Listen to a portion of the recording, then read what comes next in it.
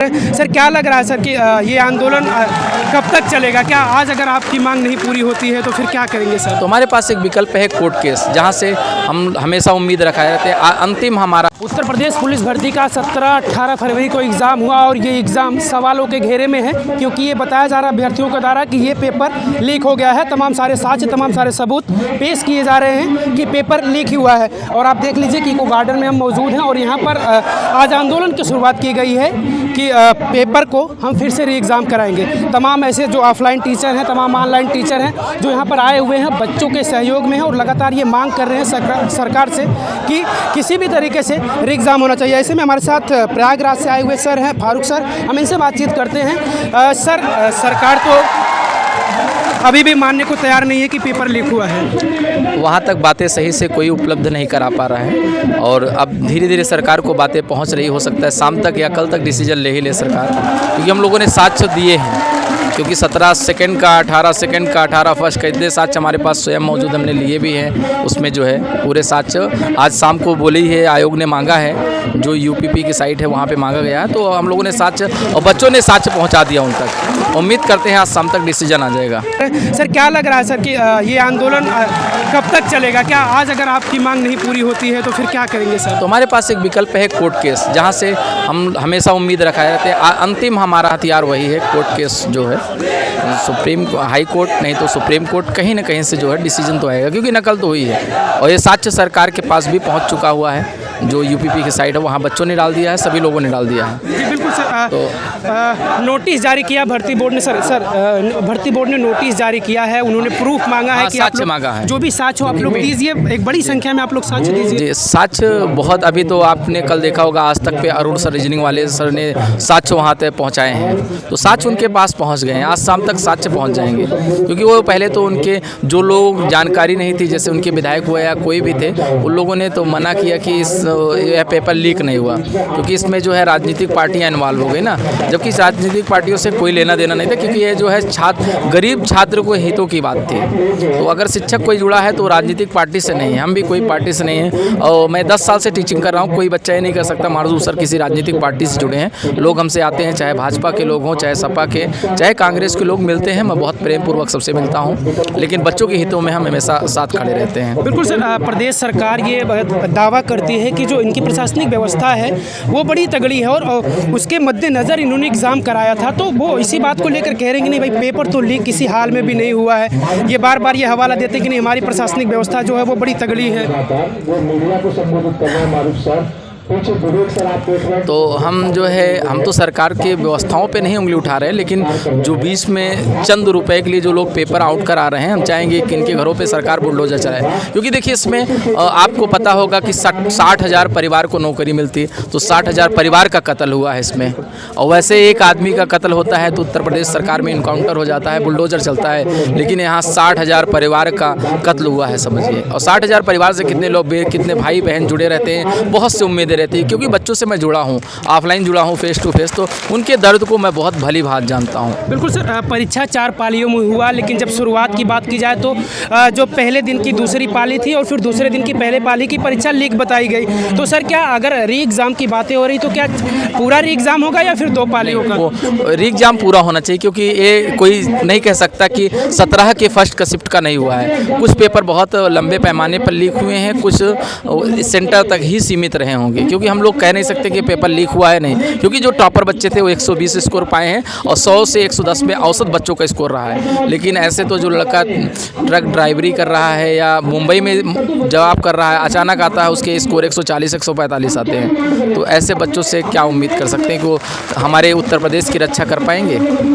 जो बिल्कुल सर। तो क्या सर वो भी बच्चे आश्वस्त रहे कि अगर री एग्ज़ाम होगा तो जितनी भी पालियों में परीक्षाएं हुई हैं वो सारा री एग्ज़ाम होगा? जी, सभी बच्चों का री एग्ज़ाम होगा और ये होगा 100% है। और इसमें जो पढ़ने वाले बच्चे हैं वही नौकरी पाएंगे, और जब तक ये फेयर एग्ज़ाम नहीं होगा तब तक हम लोग बच्चे के साथ हमेशा बने रहेंगे। और सारे शिक्षक, और पूरे भारत के शिक्षक एक हैं, आपने देखा होगा, शायद ही किसी एग्ज़ाम में इतना यूनाइट देखने को मिला होगा। मैं लगभग 10 साल से टीचिंग कर रहा हूँ, लेकिन इस साल पूरे भारत के टीचर सब एक साथ लगे हुए हैं। बिल्कुल सर, शिक्षक और शिष्य का जो लगाव होता है, एक मित्रता का लगाव होता है। तो सर जब पेपर लीक की खबर आई और फिर जब आपके जो शिष्य थे, आपके जो बच्चे थे, उनसे क्या बातचीत हो पाई कि बच्चे हताश हो रहे थे या फिर क्या? नहीं, बच्चे बहुत निराश हो रहे थे। बच्चे सर हमसे कह रहे थे सर पढ़ने का मन तो नहीं करता। बच्चे मेरी मतलब पर्सनल बच्चों से व्हाट्सएप के जरिए हमसे कल भी बच्चा कहा कि सर आप कुछ बोल नहीं रहे हैं। हम बोले कि हम तो साक्ष्य इकट्ठा करने में जुटे थे। हम अचानक कल जब यहाँ की बातें हो रही थी, सारे शिक्षक बोल रहे थे, तो हम तो ऑफलाइन बच्चों से जुड़े रहते हैं, तो ऑफलाइन बच्चों से मेरी बातें हो रही थी। मैं बच्चों से यही आश्वासन दे रहा था कि नकल हुई है, परीक्षा 100% कैंसिल होगी, बिल्कुल परेशान नहीं। कहे सर हम लोग कर्जे लेकर आए हैं और जो है अब जो वहाँ से अचानक मुंबई से जॉब करके आता है और एक दिन में 100-500 में पेपर खरीद कर या 2 लाख 4 लाख में पेपर खरीद के वो जो है नौकरी पा जाएगा। हम लोग मेहनत किए 2-2 साल 3-3 साल और नौकरी मुझे नहीं मिल पा रही है। बिल्कुल सर, बच्चों से सर क्या? क्योंकि देखिए जब कोई लड़का 2 दिन पढ़ के नौकरी पा जाएगा और जो लड़का 2 साल से पढ़ा है तो उसके बगल वाले तो यही उस पर प्रश्न उठाएंगे कि भाई तुम क्या कर रहे हैं प्रयागराज में 2 साल से क्या कर रहे थे। सर तो सर ये अभ्यर्थियों से क्या आप रिक्वेस्ट करेंगे, किस तरीके का आंदोलन होना चाहिए? क्योंकि कहीं ना कहीं अब देखिए प्रशासन के लोग भी यहाँ पर मौजूद हैं, लोगों को इस बात का अंदेशा होता है क्योंकि तमाम ऐसे आंदोलन हुए जहाँ पर लोग उग्र हो जाते हैं। तो क्या बच्चों से क्या रिक्वेस्ट करना? नहीं, बच्चे हमारे बिल्कुल उग्र नहीं होंगे। हमने यही प्रॉमिस करके आया अगर बच्चे उग्र होंगे तो हम इस आंदोलन से तुरंत हट जाएंगे, क्योंकि हम नहीं चाहते सरकार के खिलाफ कोई नारेबाजी हो। बच्चे केवल शांतिपूर्वक उनको साक्ष्य दे। सरकार ने आज 23 तारीख शाम तक कहा है, तो उम्मीद करते हैं कल तक कोई ना कोई और नया डिसीजन उनका आएगा। साक्ष्य हम लोग अगर दे लेते हैं तो पेपर 100% कैंसिल करेगी सरकार। और योगी सरकार पे सभी जनता को विश्वास रहता है कि जो है जनता के हित में ही वो काम करेंगे। उम्मीद करते हैं इस पुलिस एग्जाम में भी जनता के हित मतलब स्टूडेंट के हित में काम करेंगे।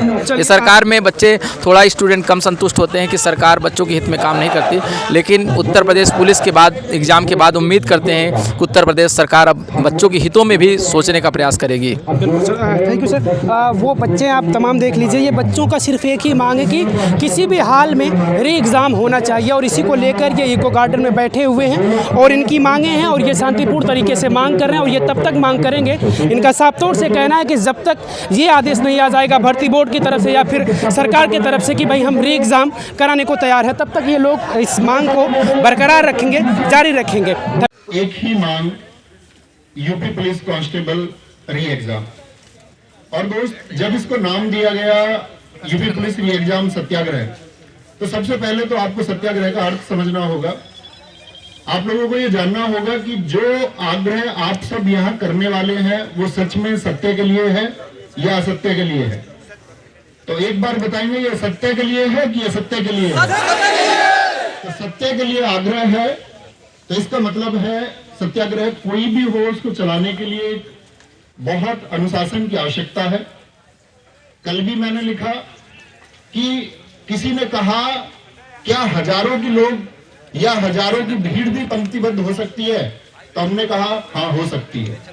तो सबसे पहले तो इसका एक सर्वश्रेष्ठ नमूना हम यही दिखाएंगे कि अभी आपके सामने जो पहला छात्र बैठा हुआ है उसके पीछे सब पंक्ति बंद हो जाएगी, पहले छात्र के पीछे, ताकि बीच में एक पंक्ति रहे कि आपको किसी को पीछे से निकल के आगे आना है तो वो आगे आ पाए और आगे से निकल के किसी को पीछे जाना है तो वो जा पाए। बीच वाली ये जो पंक्ति है, हमारे जितने भी साथी या जितने भी मीडिया बंधु होंगे उन सबके लिए बीच की पंक्ति आप छोड़ दीजिए। बीच में लगभग 2 से 3 फीट का एक रास्ता छोड़ दीजिए। प्यारे भाई